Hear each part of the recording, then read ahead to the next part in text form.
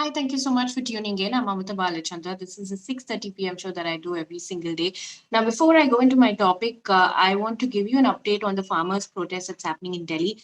Um, the agriculture minister has said that the government is ready for discussion on the draft proposal, but in a press conference that happened just now, farm leaders have said that they will continue to protest. They have urged government to not repeat amendments and that they've already rejected so far, but come up with concrete proposals in writing. In fact, farm leader Shiv Kumar has said that they've already told the Home Minister that protesting farmers will not accept the amendment and that they have to come up with a fresh concrete proposal. And we're going to continue to track that story. But for viewers who are watching right now, I must tell you that my colleague Arun and I spent about a week in Delhi covering the farm protests. We also spent 24 hours with them and basically have a comprehensive video, a story on how they're managing to live on the streets. That story is up on YouTube on this channel. So make sure you go and take a look at that story and also tell us what you think about it. In the meantime, this is what we're doing today. We're talking about a study that has been published in the Lancet Planetary Health Journal, and this study has been conducted by researchers from AIMS, ICMR, and IIT Delhi, and basically has measured not just the health impact but also the economic impact of air pollution in 2019. And the result is frankly alarming because I want to talk about a couple of takeaways before I bring in my guest. According to the study, air pollution caused 16.7 lakh deaths in 2019. That is 10 times more than COVID 19 death toll so far, and has resulted in 2.71 lakh crore loss. To have a discussion on this study and basically how it impacts us, I have with me Professor Sagnik of IIT Delhi, who is part of this study. Join me right now. Professor Day, thank you so much for making time.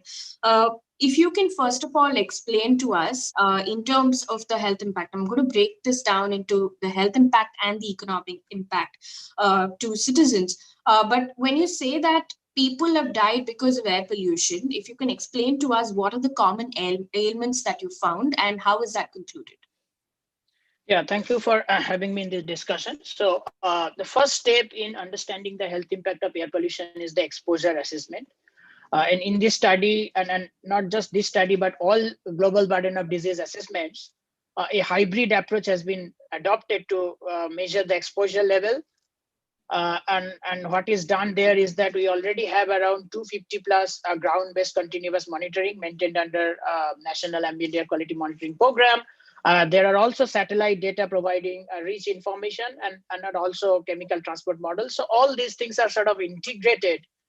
And from there, we got the exposure levels for ambient fine particulate matter, which we call it at PM 2.5, the household air pollution level, mainly due to the cooking and heating activities using solid fuels, and as well as the ozone in the ambient conditions. Now, once we know what is the exposure level, the next step is actually to calculate the health burden. And again, this is done in two steps. Health burden, one can actually calculate the mortality burden. And this is done again using the integrated response function, which has been developed based on epidemiological study across the globe.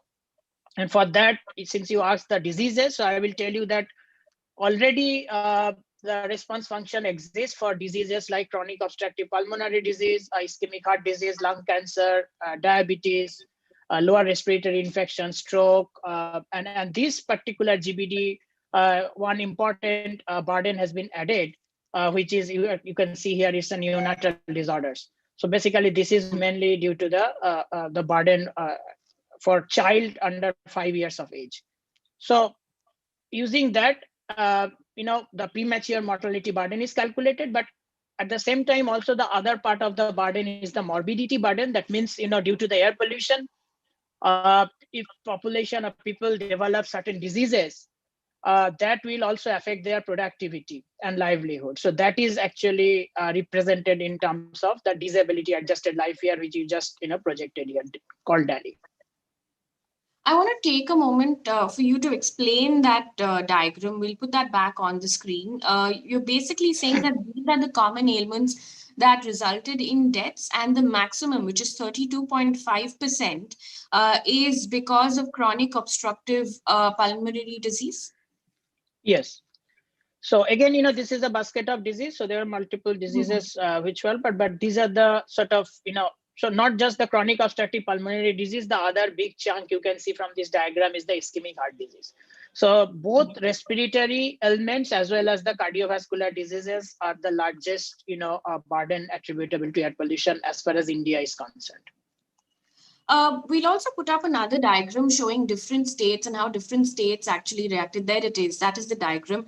If you can, first of all, help us explain how this differed from state to state. Because if you look at the first diagram, which is an ambient PM 2.5 levels, you'll see that the concentration where there is red is mostly Delhi and Uttar Pradesh and northern states. So, did you see a difference between northern and southern states?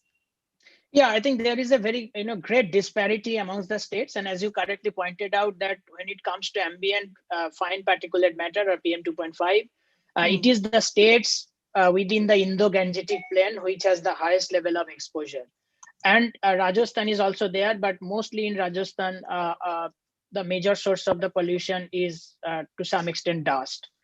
In the South Indian state, you can see that the level is much cleaner. However, still, if you think about the WHO standard, they are still polluted. Now, the other part which I said is the household air pollution. So the figure B, what you are displaying here, is actually showing the proportion of people population using solid fuels. And again, you can see there is a great disparity. And particularly this disparity is due to the socioeconomic conditions. So when it comes to household air pollution, the states which are economically backward, there large amount of people still rely on solid fuel, and you can see that's why the exposure level is quite high. And as far as ozone is concerned, which is the C, this is the third pollutant which is considered in the study. Ozone is a secondary pollutant. I mean, in fact, for ozone, what we have noticed is that it's more or less, sort of homogeneous. So most of the states are showing kind of similar range of values. Also, then help us explain, does that mean that the concentration of deaths are higher in these areas? Yeah, so one thing, as I mentioned, is the exposure level. We need to also understand the other important point that Hmm. population. Uh, Population itself is also quite important, because states like Uttar Pradesh or Bihar, where the population density is quite high, so there the burden will also be higher. So burden is not just a function of exposure level or the pollution level. It is also a function of population, and not just the total number of population, but also the age distribution of the population. So in some state, if the proportion of the young people as well as older people is higher, the burden will be higher. And if you look into the burden state level, in fact, in this paper, the state level estimates are given, you will see that the burden in Uttar Pradesh, for example, is very, very high.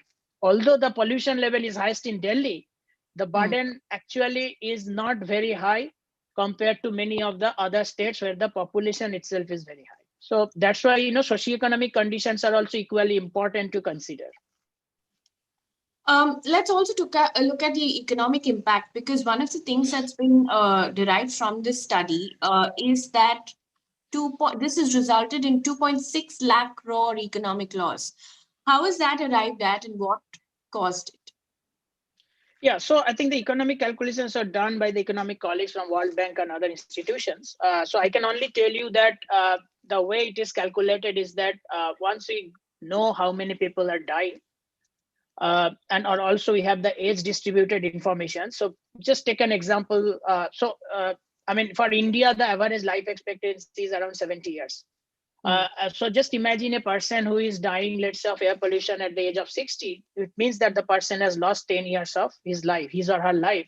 And so then this life loss has been monetized in terms of the average productivity of a person in India, and the way actually the GDP is growing. The other part of the economic damage is estimated based on the diseases or the morbidity. That means even if a person is not dying, but if the person is living with certain diseases, for example, asthma, so obviously the productivity will be lost.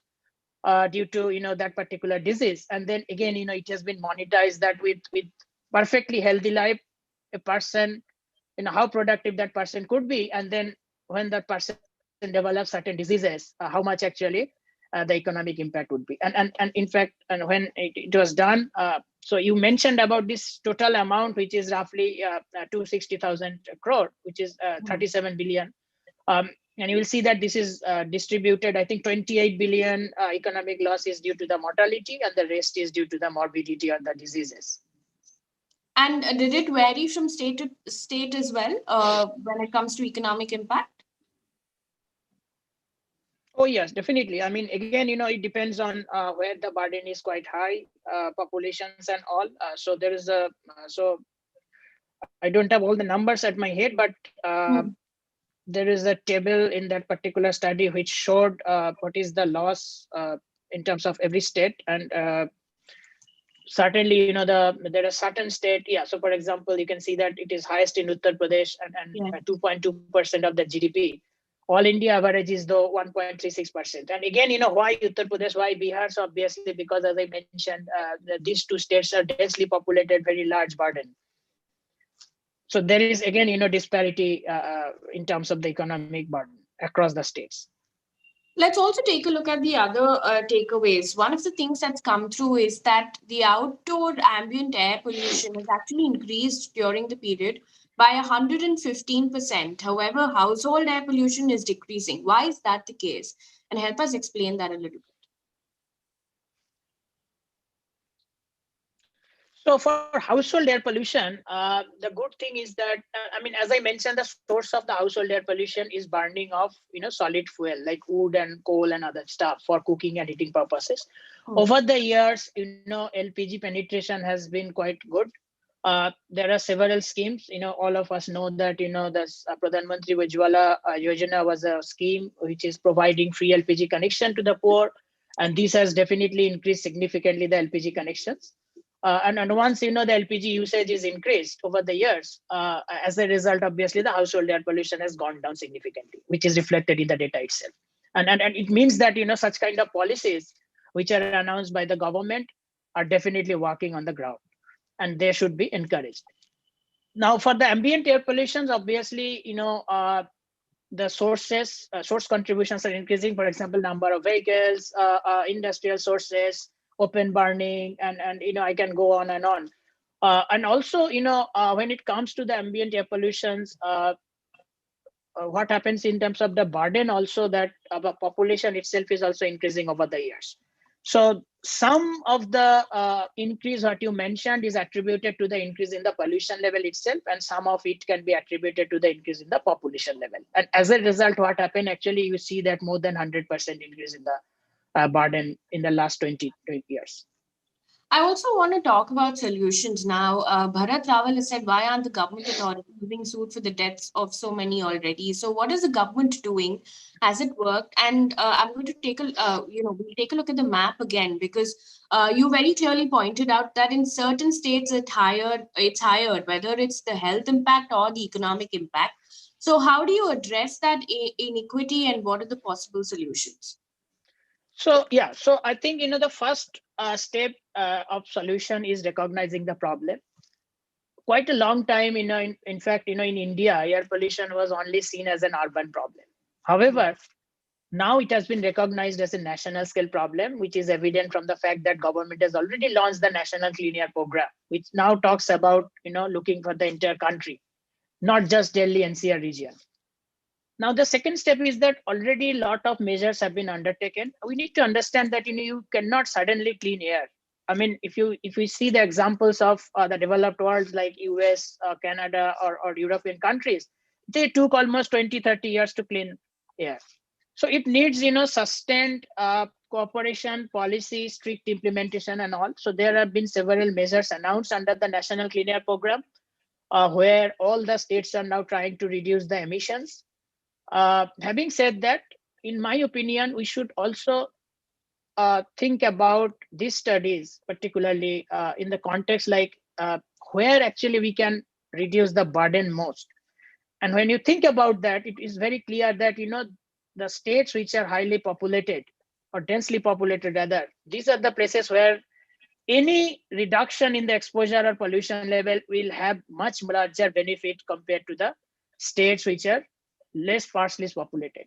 And so, in my opinion, we should then prioritize actions in those particular states where the burden has been quite high, and then obviously try to sort of uh, spread the mitigation measures in all other states. In fact, I just want to mention that even the South Indian states are quite clean.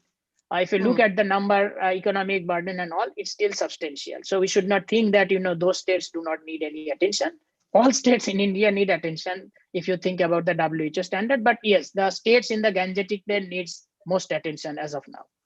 Which means that you need to perhaps invest more in those states which are a problem. And it certainly looks like from the maps and the information that's been put out in this study that more developed states have more problems than other states. And one of the key takeaways that's coming through is that perhaps investing further in state-specific air pollution control strategies would be good. And for people who really want to go through the study, we put a link to the study in the description below. Thank you so much, Professor Dev, for joining us and giving that information. For viewers who are watching, Faye will be traveling this week, and hence there's no 8 p.m. Thank you so much for watching. Thank you.